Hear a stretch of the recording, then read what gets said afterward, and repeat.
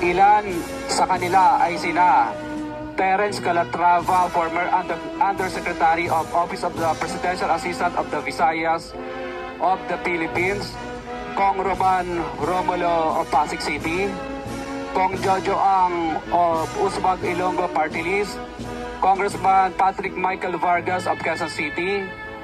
Kong Juan Carlos Arjo Aitayde of Quezon City, Nicanor Nicky Briones of Agap Party List, Congressman Marcelino Marcy Teodoro of Marikina, Congressman Florida Robes of San Jose del Monte, Bulacan, Congressman Leandro Jesus Madroño of Romblon,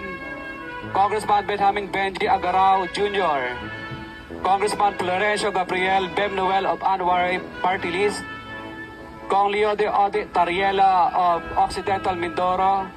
Congressman Reynan Arrogancia of Quezon Province, Kong Marvin Rillo of Quezon City, Kong Teodoro Haresco of Aklan, Kong Antonieta Yudela of Zamboanga, Sibugay, Kong Dean Asisio of Caloocan, Kong Marivico Pilar of Quezon City. 21. Mayroon ding mga kinatawa ng ilang politiko